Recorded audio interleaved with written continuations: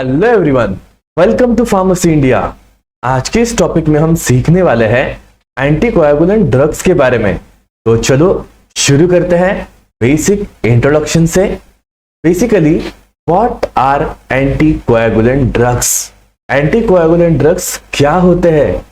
These are the drugs which are used to reduce the coagulability of the blood. ये ऐसे drugs हैं कि जो ब्लड को कोएगुलेट नहीं होने देते हैं। तो ब्लड अगर कोएगुलेट हो जाता है तो हमें क्या प्रॉब्लम होगी? देखो, अगर आपको इंजुरी नहीं है, कोई भी टिश्यू का डैमेज नहीं है, फिर भी आपके ब्लड वेसल के अंदर अगर ब्लड कोएगुलेट होने लगे तो वो हमारे हेल्थ के लिए अच्छा नहीं होगा। ब्लड फ्लो प्रॉपर नहीं रहेगा। ऑक्सीजन एंड फूड, इसका जो सप्लाई हमारे हार्ट को एंड अदर ऑर्गन्स को ठीक से होना चाहिए, वो नहीं होगा। और इसी रीजन के कारण हम कुछ एंटीकोएगुलेंट ड्रग्स को कंज्यूम करते हैं अगर हमें प्रॉब्लम है तो कौन से ड्रग्स हैं कि जो एंटीकोएगुलेंट कैटेगरी में आते हैं? इसमें दो कैटेगरीज है। एक तो है पैरेंट्रल, दूसरा है ओरल। पैरेंट्रल में दो कैटेगरीज है। पहली है इनडायरेक्ट थ्रोम्बिन इनहिबिटर, ऐसे ड्रग्स की जो थ्रोम्बिन को इनहिबिट करेंगे। And thrombin blood coagulation process में एक इंपॉर्टेंट रोल प्ले करता है। तो वो कौन से ड्रग है कि जो थ्रोम्बिन को इनडायरेक्टली इनहिबिट करेंगे? Example is heparin, low molecular weight heparins, fondaparinux and danaparoid. तो ये कुछ ड्रग्स है जो इनडायरेक्टली थ्रोम्बिन को इनहिबिट करते हैं, which we can consume parenterally. दूसरी कैटेगरी है direct thrombin inhibitors. Example is lepirudin, bivalirudin और गैस्ट्रोबैन। तो ये कुछ ड्रग्स हैं जो कि डायरेक्टली थ्रोम्बिन को इनहिबिट करते हैं और इन सब ड्रग्स को हम इन विवो कंज्यूम कर सकते हैं। इन विवो मतलब inside your body, in vitro मतलब आउटसाइड योर बॉडी। तो इन विवो मतलब आपके बॉडी के अंदर ये सारे ड्रग एक्टिव है। इसके बाद दूसरी कैटेगरी है the drugs which we can take orally. ऐसे ड्रग्स की जो ओरली अगर हम कंज्यूम करते हैं तो इनका जो एंटीकोएगुलेंट इफेक्ट है वो हमारे बॉडी के ऊपर होता है। पहली कैटेगरी है काउमेरिन डेरिवेटिव्स। एग्जाम्पल में है dicoumarol, warfarin sodium, nicoumalone and ethyl biscoumacetate. तो ये कुछ ड्रग्स हैं जो काउमेरिन डेरिवेटिव से बिलोंग करते हैं। दूसरा है indandione derivatives. Example is phenindione, direct factor 10 inhibitor rivaroxaban and oral direct thrombin inhibitor dabigatran etexilate. तो ये जो ड्रग्स हैं ये ओरल एंटीकोएगुलेंट कैटेगरी में आते हैं, जिनका क्लासिफिकेशन आपको याद करना है। एग्जाम में ऐसे क्वेश्चन आते हैं कि कौन सा ड्रग ओरली एक्टिव है, कौन सा ड्रग हम पैरेंटली ले सकते हैं, कौन सा ड्रग हम ओरली नहीं लेते हैं। तो इस तरह से क्वेश्चन अगर पूछा जाता है तो ये टेबल आपकी मदद करेगा। अब हम एक एक ड्रग का डिस्कशन शुरू करेंगे। First one is heparin. इसे डिस्कवर किया गया था by the scientist, by the medical student McLean in the year of 1960। It was named heparin because it is first extracted from the liver. जैसे कि हम जानते हैं लीवर की जो फंक्शनल सेल्स है, बेसिक जो सेल्स है, उन्हें हम क्या कहते हैं? हेपेटोसाइट्स। तो सबसे पहला एक्सट्रैक्शन जो हेपारिन का किया गया था वो था फ्रॉम द लीवर एंड इसी रीजन के कारण इसे कहा गया heparin. The chemical which is extracted from liver for the anticoagulant effect was heparin. दूसरा पॉइंट है it is a mucopolysaccharide. Chemically heparin क्या है?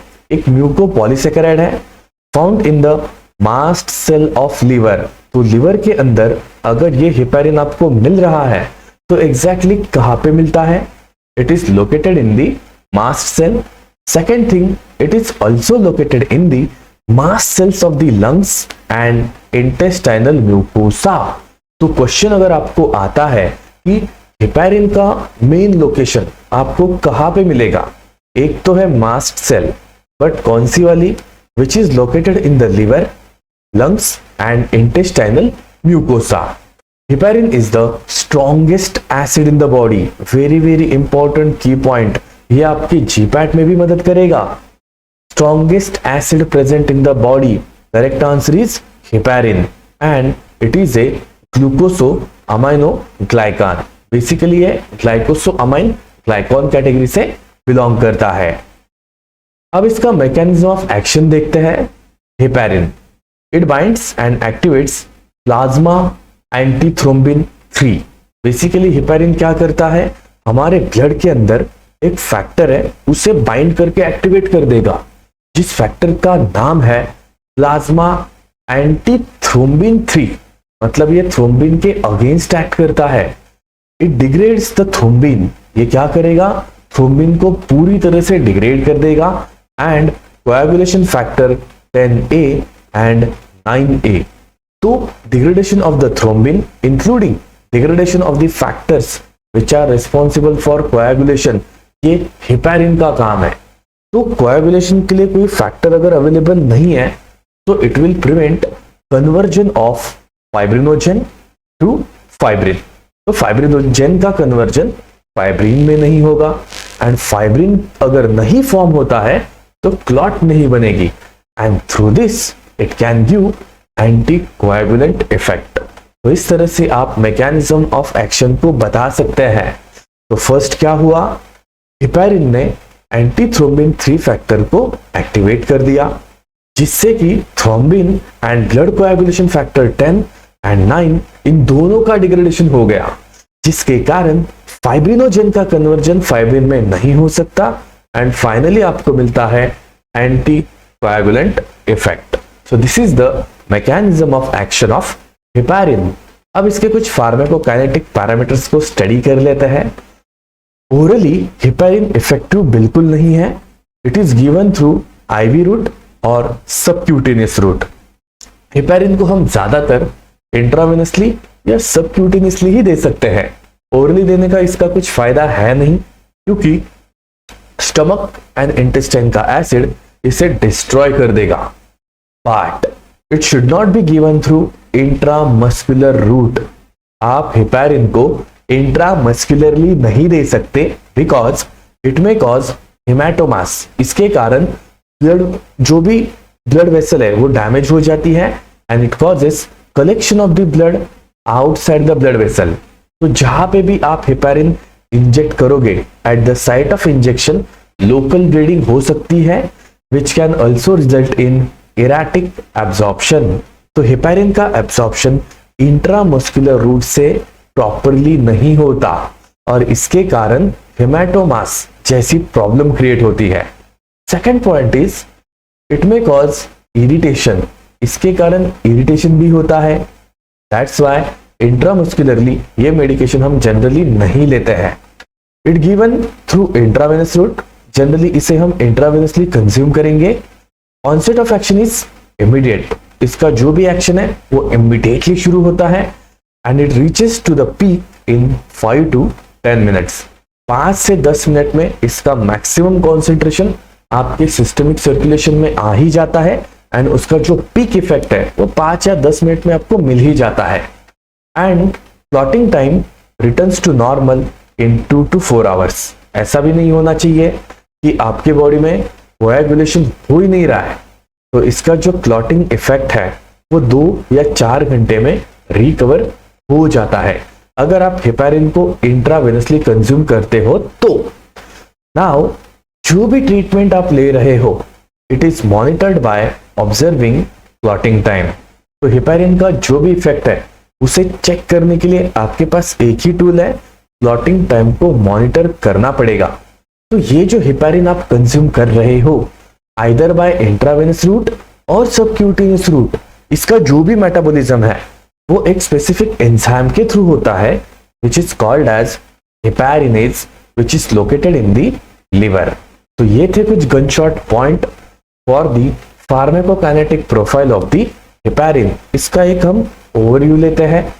हेपेरिन हम ओरली कंज्यूम नहीं कर सकते, ज्यादातर इसे हम इंट्रावेनस या सबक्यूटेनियस रूट से ले सकते हैं।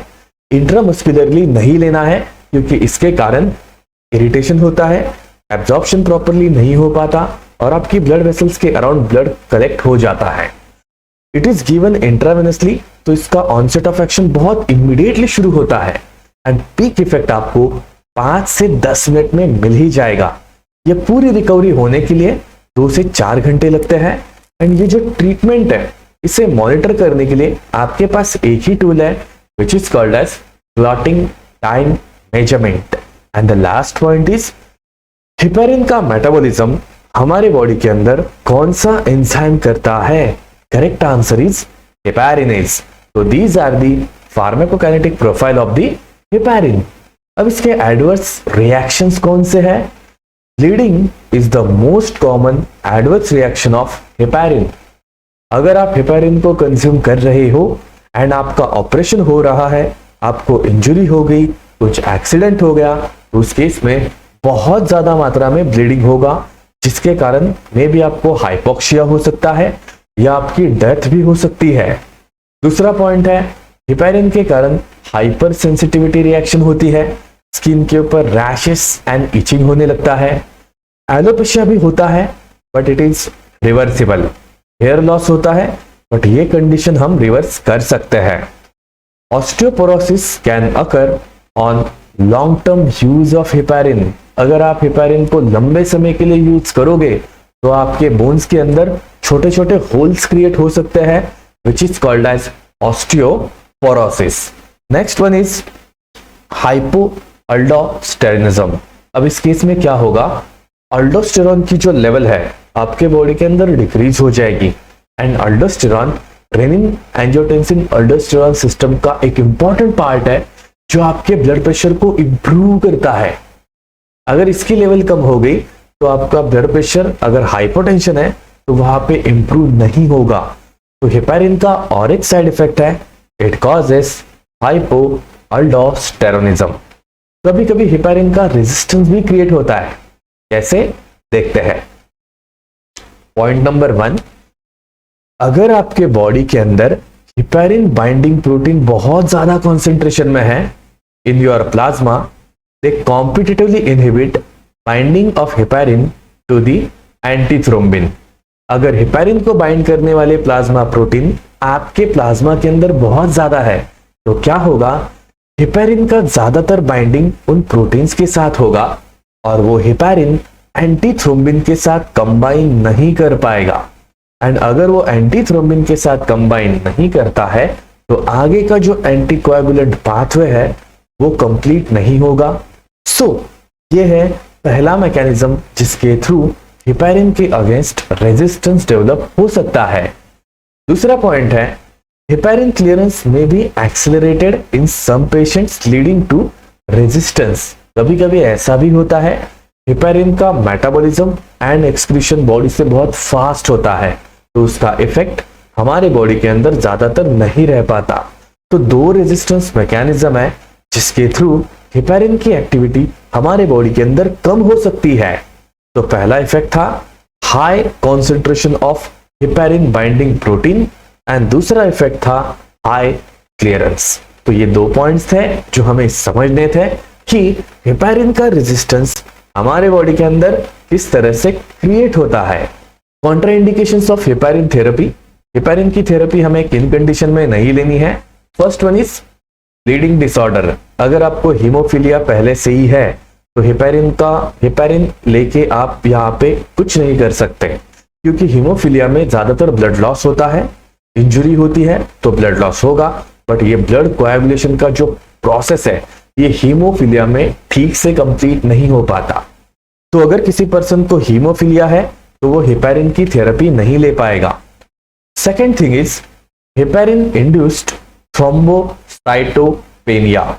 अगर हेपेरिन के कारण आपके बॉडी के अंदर ऑलरेडी थ्रोम्बोसाइट्स का लेवल कम है तो उस कंडीशन में आप हेपेरिन की थेरेपी नहीं ले सकते। Next one is thrombocytopenic परपुरिया, infective endocarditis, threatened abortion, haemophilia, bleeding disorder और सीवियर हाइपरटेंशन, इंट्राक्रेनियल हेमोरेज। जब भी आपके क्रेनियम के अंदर, क्रेनियम क्या है? ब्रेन को प्रोटेक्ट करने वाला स्कल का बैरियर, उसे हम कहते हैं क्रेनियम। स्कल का ही दूसरा नाम है क्रेनियम। अगर क्रीनियम के अंदर ब्लड ब्लीडिंग होता है तो उस कंडीशन में हम हेपारिन नहीं ले सकते। Cirrhosis, ulcers in the gut and renal failure and neurosurgery, तो ये कुछ कंडीशंस हैं जहां पे हम हेपारिन की थेरेपी नहीं लेते हैं। Next point is direct thrombin inhibitors. इसमें पहला ड्रग है hirudin which is present in the saliva of leech. जो लीच होता है उसके सलाइवा में हमें हिरुडिन मिलता है। Has been synthesized by rDNA technology, that is recombinant DNA technology. तो पहले तो हम लीच से ये आइसोलेट कर देते थे, बट हमारे पास अभी रिकॉम्बिनेंट डीएनए टेक्नोलॉजी है जिसका यूज करके इस कंपाउंड को लैब में सिंथेसाइज किया जाता है। इसके कुछ एनालॉग्स भी है, एग्जाम्पल में है लेपिरुडिन एंड दूसरा है बेवालिरुडिन। These are the analogs of hirudin. It irreversibly binds thrombin on both the fibrin binding site and the catalytic site and inhibit its protease activity. Basically, thrombin को अगर आप inhibit कर देते हो तो आगे की coagulation की प्रोसेस कंप्लीट नहीं होगी।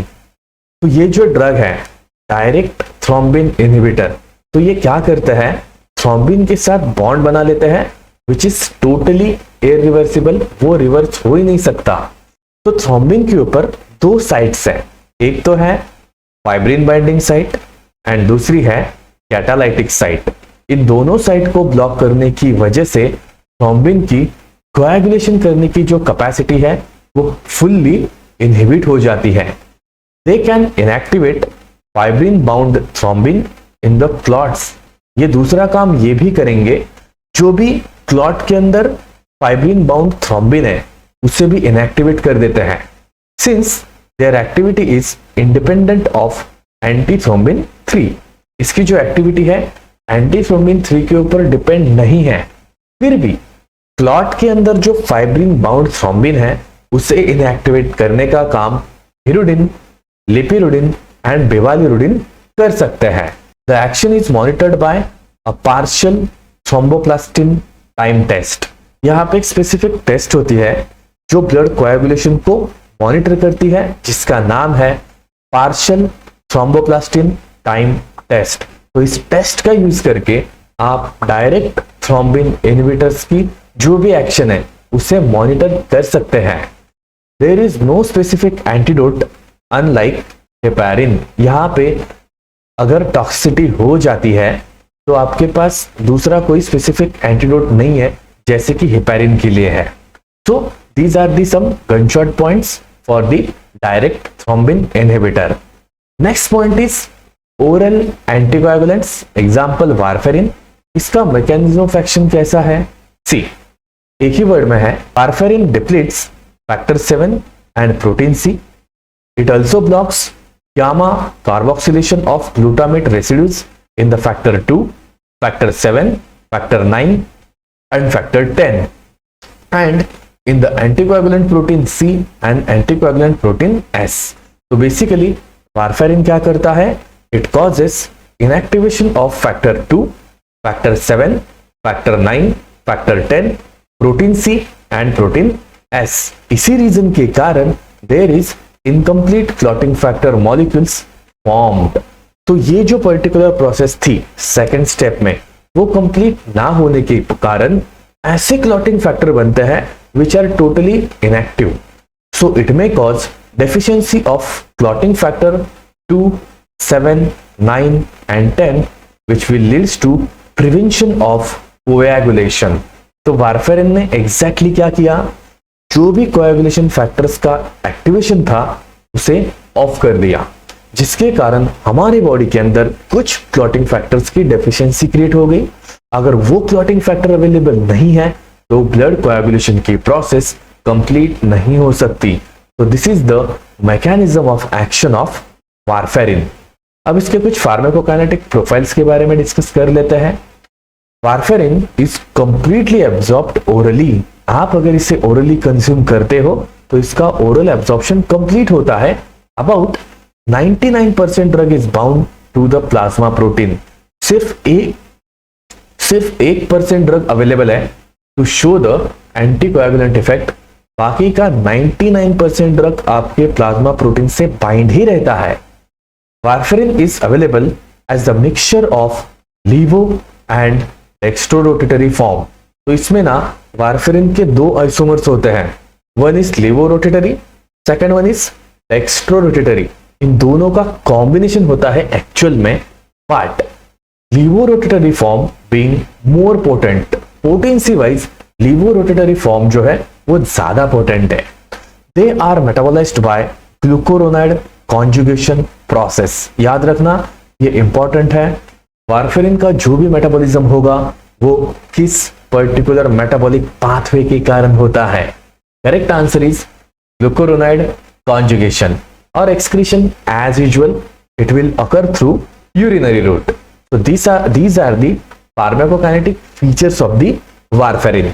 Last point, वारफेरिन का मेटाबॉलिज्म करने के लिए कौन सा लिवर का एंजाइम रेस्पॉन्सिबल है?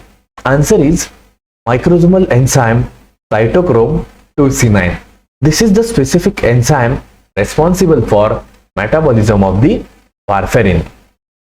अब इसके कुछ एडवर्स इफेक्ट्स भी है, जैसे कि haemorrhage is the main hazard. अगर आप वारफेरिन को कंज्यूम कर रहे हो एंड अगर आपको इंजुरी हो जाती है तो ब्लड लॉस बहुत ज्यादा मात्रा में होगा, which is called as haemorrhage, which is the main problem of warfarin. दूसरा पॉइंट है ब्लीडिंग इन द इंटेस्टाइन और ब्रेन कैन बी ट्रबलसम। अगर आपके इंटेस्टाइन के अंदर ब्लीडिंग होता है या ब्रेन के अंदर ब्लीडिंग होता है तो ये बहुत डेंजरस एंड सीवियर सिचुएशन हो सकती है। It may cause minor episodes of epistaxis, that is bleeding from the nose, and it may also cause bleeding gums. Treatment depend upon severity. तो कंडीशन कितनी सीवियर है उसके ऊपर वारफेरिन का use decide करता है। सो पहला है स्टॉप द एंटीकोएगुलेंट, कि आप एंटीकोएगुलेंट थेरेपी को स्टॉप करो। दूसरा है fresh blood transfusion is given to supply clotting factor. अगर वारफेरिन के इतने सारे एडवर्स इफेक्ट हो रहे हैं तो उन्हें रोकने के लिए कुछ तो ट्रीटमेंट होनी चाहिए। तो ट्रीटमेंट बहुत सिंपल है, फ्रेश ब्लड ट्रांसफ्यूजन। मतलब आप क्या कर रहे हो, ब्लड जो भी हमारा हम ब्लड डोनेट करते हैं उसको यूज करेंगे ब्लड ट्रांसफ्यूजन प्रोसेस में, ताकि उस पर्सन को हम वो क्लॉटिंग फैक्टर प्रोवाइड कर पाए जिसकी उसे डेफिशिएंसी है। That is your point number 2। And तीसरा पॉइंट है antidote for warfarin. Correct answer is vitamin K1 oxide. इसे हम यूज करेंगे फॉर कोएगुलेशन पर्पस। तो these are the gunshot points for the warfarin. अब इसके कुछ ड्रग इंटरेक्शंस को भी स्टडी कर लेंगे। अगर आप non steroidal anti inflammatory drugs को वारफेरिन के साथ कंज्यूम करोगे तो ब्लीडिंग इंक्रीज होगा, क्योंकि दोनों ड्रग्स के कारण ब्लड थिन हो जाता है। Second one is enzyme inhibitors, जैसे कि क्लोराम्फेनिकोल और सिमेटिडिन। आप अगर वारफेरिन के साथ लेते हो तो वारफेरिन का मेटाबॉलिज्म घटता है और उसका कॉन्सेंट्रेशन इंक्रीज हो जाता है, जिसके कारण आपको टॉक्सिसिटी हो सकती है। तो एंटीकोएगुलेंट थेरेपी किन कंडीशन में हमें नहीं लेनी चाहिए? First, bleeding disorders like thrombocytopenia. अगर आपको थ्रोम्बोसाइटोपेनिया है, थ्रोम्बोसाइट्स की लेवल बहुत कम है, तो उन कंडीशन में एंटीकोएगुलेंट थेरेपी नहीं लेनी है। दूसरा है अगर आपको सीवियर हाइपरटेंशन है तो उस कंडीशन में भी आप एंटीकोएगुलेंट नहीं ले सकते। Malignancies, bacterial endocarditis and liver and kidney disease, ये कुछ कंडीशंस है जहां पे हम एंटीकोएगुलेंट थेरेपी को नहीं लेते हैं। मैलिग्नेंसीज का मतलब होता है कैंसर। बैक्टीरियल एंडोकार्डाइटिस का मतलब होता है बैक्टीरिया के कारण आपका जो एंडोकार्डियम है, the layer of the heart wall, वो इन्फ्लेम करने लगती है। या अगर आपको लिवर या किडनी का डिसीज है तो इन कंडीशंस में एंटीकोएगुलेंट ड्रग्स को नहीं कंज्यूम करते। रीजन क्या है? मेनली ये जो ड्रग्स है ये आपके लिवर एंड किडनी के अंदर मेटाबोलाइज होता है। तो उस कंडीशन में अगर आपकी लिवर या किडनी फेल है तो आप एंटीकोएगुलेंट थेरेपी नहीं ले पाएंगे। तो these are the some contraindications of the anticoagulant therapy. तो आप एंटीकोएगुलेंट्स को किन कंडीशन में यूज करोगे? Point number 1, venous thrombosis. अगर आपके वेन्स के अंदर बहुत सारा क्लॉटिंग हुआ है तो उस कंडीशन में यूज कर सकते हैं।